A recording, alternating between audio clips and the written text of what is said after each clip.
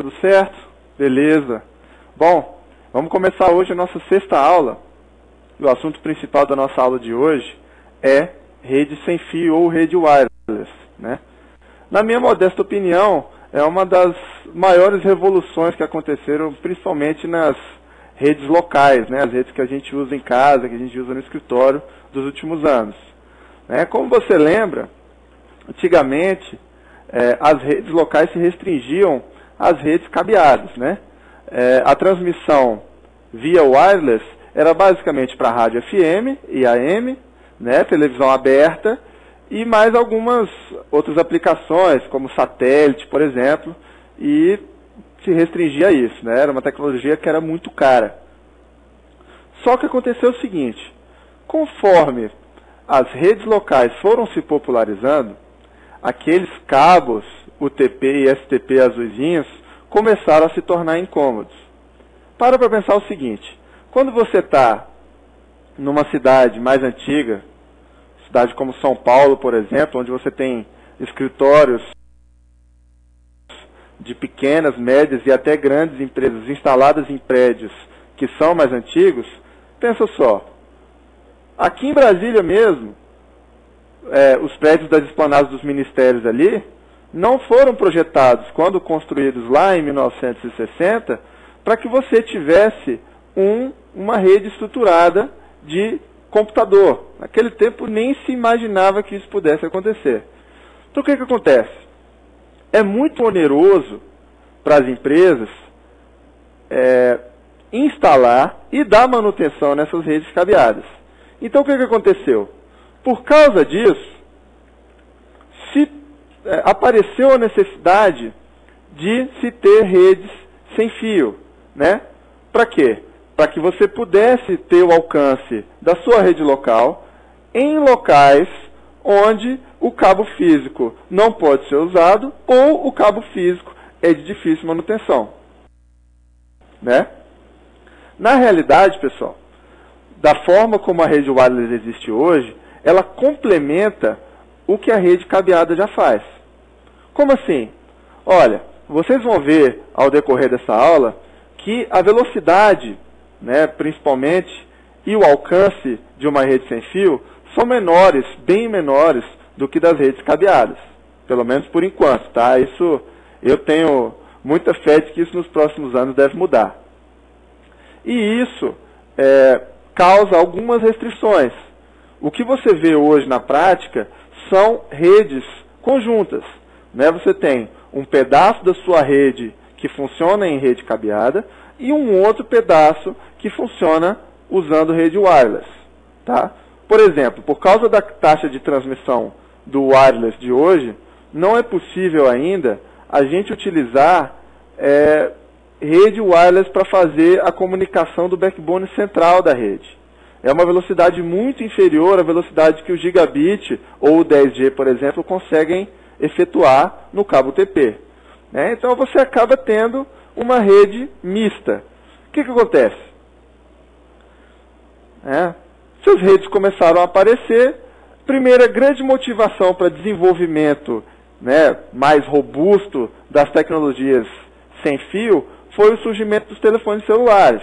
O celular foi uma tecnologia que se popularizou muito aqui no Brasil a partir de, lá por 96, mais ou menos, 95, 96. Começou a aumentar muito, a se difundir a tecnologia e começou a se investir bastante na melhoria das tecnologias disponíveis. Primeiro para celular e depois isso se expandiu também para redes de comunicação entre computadores. Os exemplos mais comuns que a gente tem no dia a dia, comunicação de wireless, pensando em computador, são, primeiro, pensando em pequenos grupos, aquela transferência sem fio que você faz ali na sua casa, você pensa em infravermelho e você pensa em Bluetooth. Você, por exemplo, o seu filho, ou até você mesmo, depende do cara, se você gosta de videogame, o controle que você usa no seu videogame hoje, a maioria já é sem fio. Alguns usam infravermelho, os outros usam Bluetooth. Você pode usar Bluetooth também para transferir informações do seu celular para o seu computador desktop. Isso tudo numa área de atuação muito pequena ali. O Bluetooth tem alcance nominal de até 10 metros, né, e uma taxa de transferência pequena, né, para usos específicos. Aumentando um pouco o espectro para uma rede local, você já tem aí o uso de Wi-Fi, né, que é o nosso objeto maior de estudo da aula de hoje, que é o padrão 802.11, né, a gente vai falar as várias características dele na aula de hoje. E aumentando um pouquinho aí, nós já temos aqui no Brasil a discussão sobre o famoso WiMAX. Né, o WiMAX basicamente é a banda larga sem fio. Né, você poder acessar a internet usando banda larga, sem precisar que a rede telefônica esteja cabeada até sua casa. Tá? Mas e aí, falando em wireless, o que é bom e o que é ruim do wireless? Tá? Principais vantagens do wireless, claro, flexibilidade e mobilidade, pessoal.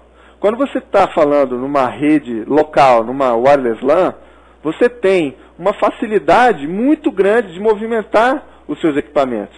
Pensa só, se você vai mover dentro da mesma sala o seu micro de uma parede para outra, você agora não precisa mais ter que passar o cabo por dentro da parede, ou então passando no meio da sala com aquele silver tape horroroso para poder cobrir ali, ficar mais ou menos bonitinho.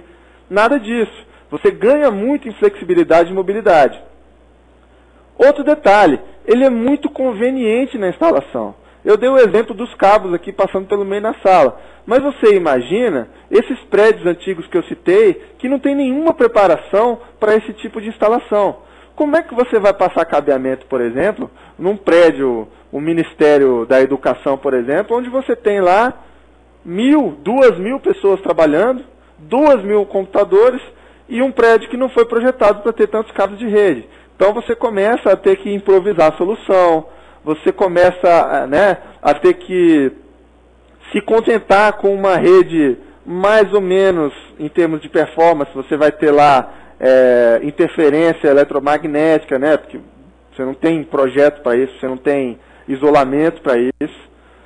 E nesses tipos de casos, né, quando você tem uma instalação muito difícil, você vai ter uma conveniência com a relação com diminuição de trabalho e você vai ter, no longo prazo, uma diminuição de custo.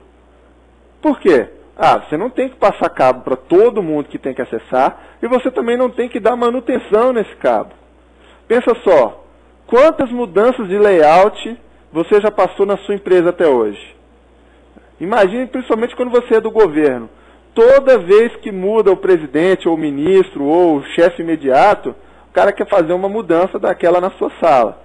E aí, muda para lá, tira divisória, vai em cima e volta. Isso tudo você tem que tirar cabo, às vezes tem que passar cabo novo. Isso tudo custa dinheiro. Você economiza isso usando rede wireless. Tá? Hoje, os equipamentos também são mais baratos. Tá? Logo que surgiu, era um equipamento que era muito mais caro do que uma rede cabeada. Hoje, os preços já estão começando a ficar mais próximos. Então, por causa disso, a rede wireless tem ganhado muitos adeptos, tá? Inclusive no mercado corporativo. Ela tem praticamente restrição zero de instalação, ao contrário da rede cabeada, né? E como eu já falei, reduz o custo de manutenção. Agora, nem tudo são flores. Vindo para as desvantagens aí da rede wireless, a gente fala, primeira, né, as duas linhas de cima do seu slide aí são os dois maiores problemas. Primeiro, a largura de banda é bastante inferior aos métodos cabeados. Como assim? Vocês vão ver que o padrão, de fato hoje, de wireless, nas velocidades de mundo real, ele não chega nem a 30% da velocidade que o Fast Ethernet chega, que dirá o gigabit. Então, quando você tem uma rede onde o tráfego de dados precisa ser um pouco mais rápido, você não pode usar o wireless para tudo. Você vai poder usar o wireless em algumas partes ou até não usar o wireless de jeito nenhum. Vai depender da sua rede. Esse é um dos principais problemas. E aí muita gente pensa assim, ah, professor Rodrigo, mas isso aí se restringe apenas ao pessoal do mercado corporativo. Nada disso.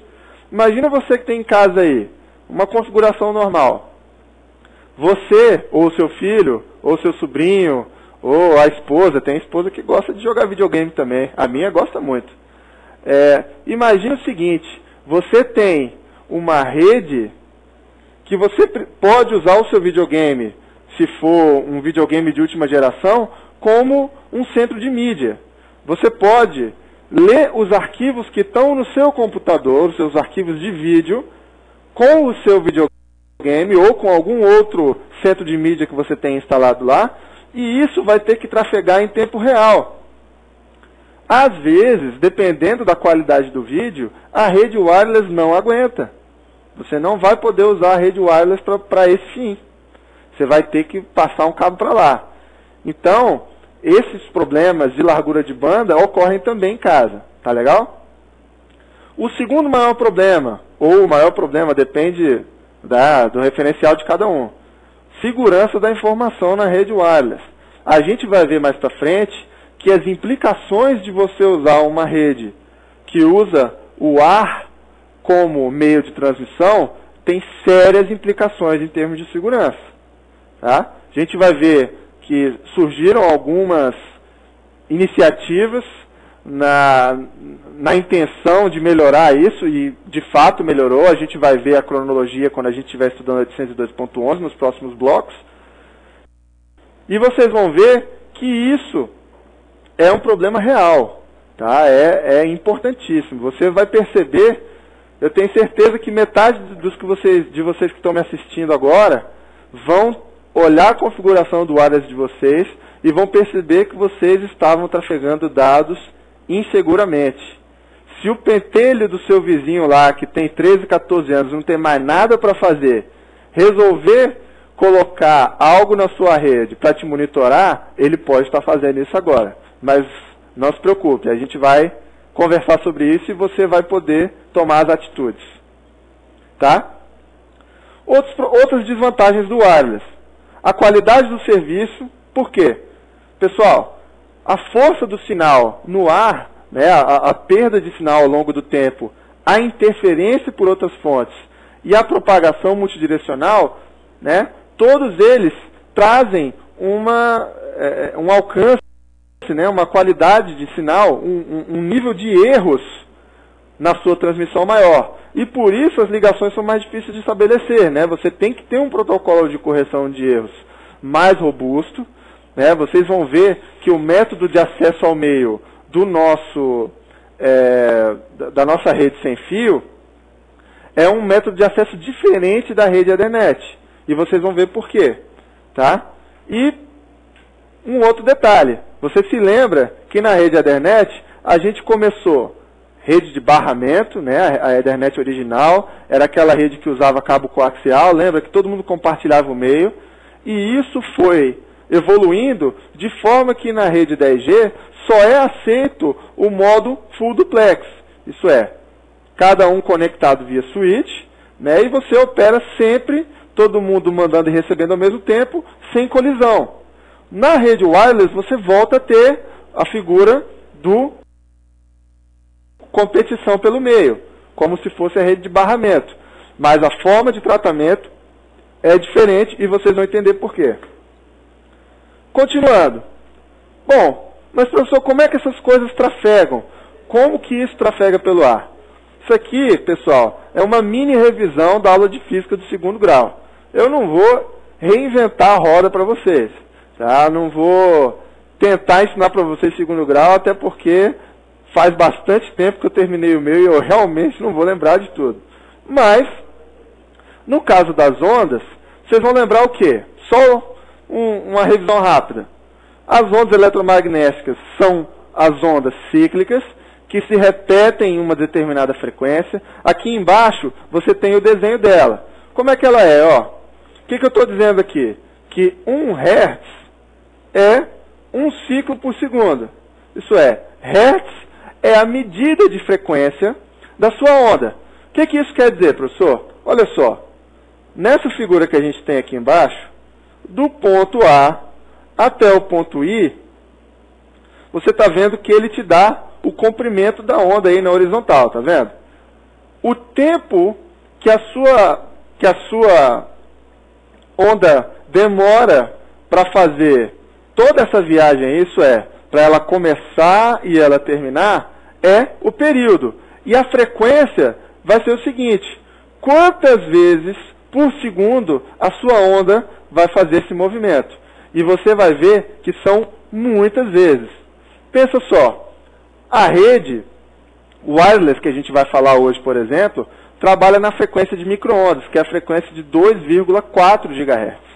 2,4 GHz, pensa aí, gigahertz, você vai colocar 9 zeros para frente.